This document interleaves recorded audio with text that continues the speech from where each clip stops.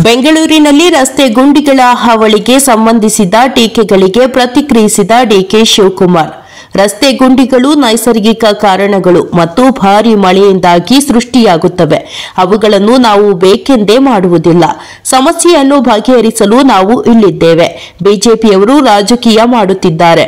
ಅವರು ಏನು ಬೇಕಾದರೂ ಮಾಡಲಿ. ಇಂದು ಸಂಜೆ ಮುಖ್ಯಮಂತ್ರಿ ಸಿದ್ದರಾಮಯ್ಯ ಕೂಡ ಸಭೆ ನಡೆಸುತ್ತಿದ್ದಾರೆ.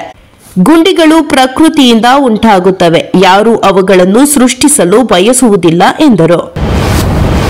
ಕೌಶಲ್ಯಾಭಿವೃದ್ಧಿಗೆ ವಿಶೇಷ ಆದ್ಯತೆ ನೀಡುತ್ತಿರುವ ಸರ್ಕಾರ ಇದೇ ಮೊದಲ ಬಾರಿಗೆ ಬೆಂಗಳೂರು ಕೌಶಲ್ಯ ಶೃಂಗಸಭೆ 2025 ಹಮ್ಮಿಕೊಂಡಿದೆ ಎಂದು ವೈದ್ಯಕೀಯ ಶಿಕ್ಷಣ ಸಚಿವ ಡಾ ಶರಣಪ್ರಕಾಶ್ ಆರ್ ಪಾಟೀಲ ತಿಳಿಸಿದರು. ನವೆಂಬರ್ 4ರಿಂದ 6ರವರೆಗೆ ಬೆಂಗಳೂರು ನಗರದಲ್ಲಿ ಸಮ್ಮೇಳನ ಆಯೋಜಿಸಲಾಗಿದೆ. ಸಿಎಂ ಸಿದ್ದರಾಮಯ್ಯ ಈ ಮಹತ್ವಾಕಾಂಕ್ಷಿ ಮೇಳಕ್ಕೆ ಚಾಲನೆ ನೀಡಲಿದ್ದಾರೆ. ಸಾವಿರಾರು ಸಂಖ್ಯೆಯಲ್ಲಿ ಯುವ ಪ್ರತಿಭೆಗಳು ಇದರಲ್ಲಿ ಭಾಗವಹಿಸಲಿವೆ ಎಂದರು. ಬೆಂಗಳೂರಿನ ಹಿತ ಕಾಯುವಲ್ಲಿ ಡಿಕೆ ಶಿವಕುಮಾರ್ ವಿಫಲರಾಗಿದ್ದಾರೆಂದು ಆರೋಪಿಸಿರುವ ಮಾಜಿ ಡಿಸಿಎಂ ಡಾ ಸಿಎನ್ ಅಶ್ವತ್ಥನಾರಾಯಣ, ಕಾಂಗ್ರೆಸ್ನವರಿಗೆ ಅಧಿಕಾರ ತಲೆಗೆ ಏರಿದೆ ಎಂದು ಟೀಕಿಸಿದ್ದಾರೆ. ಜನರಾಗಲಿ ಉದ್ಯಮಿಗಳಾಗಲಿ ಸಮಸ್ಯೆ ಬಗ್ಗೆ ಮಾತನಾಡಿದ್ರೆ ಸಹಿಸಿಕೊಳ್ಳುವ ತಾಳ್ಮೆ ಡಿಸಿಎಂ ಶಿವಕುಮಾರ್ ಅವರಿಗಿಲ್ಲ.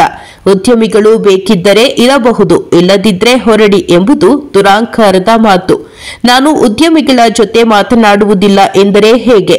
ಇದೇನು ಜನರ ಸರ್ಕಾರವೋ ಖಾಸಗಿ ಸರ್ಕಾರವೋ ಎಂದು ಪ್ರಶ್ನಿಸಿದರು.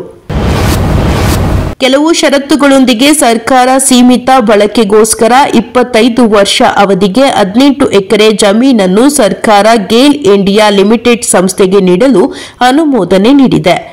ಬೆಂಗಳೂರು ಪಾಲಿಕೆ ವ್ಯಾಪ್ತಿಯಲ್ಲಿ ಪ್ರತಿದಿನ ಉತ್ಪತ್ತಿಯಾಗುತ್ತಿರುವ ಘನ ತ್ಯಾಜ್ಯದ ಪೈಕಿ 300 ಮೆಟ್ರಿಕ್ ಟನ್ ಹಸಿ ತ್ಯಾಜ್ಯ ಉಪಯೋಗಿಸಿಕೊಂಡು ಬಯೋಗ್ಯಾಸ್ ಪ್ಲಾಂಟ್ ಸ್ಥಾಪಿಸಲು ಬೆಂಗಳೂರು ದಕ್ಷಿಣ ತಾಲೂಕಿನ ಬೇಗೂರು ಹೋಬಳಿಯ ಹರಳಿಕುಂಟೆ ಗ್ರಾಮದ ಸರ್ವೆ ನಂಬರ್ 39, 45 ಮತ್ತು 46ರಲ್ಲಿ ಲಭ್ಯವಿರುವ 18 ಎಕರೆ ಜಾಗವನ್ನು ಸೀಮಿತ ಬಳಕೆಗಾಗಿ ಮಾತ್ರ ಆಧಾರದಲ್ಲಿ 25 ವರ್ಷಗಳ ಅವಧಿಗೆ ಅನುಮೋದನೆ ನೀಡಿದೆ.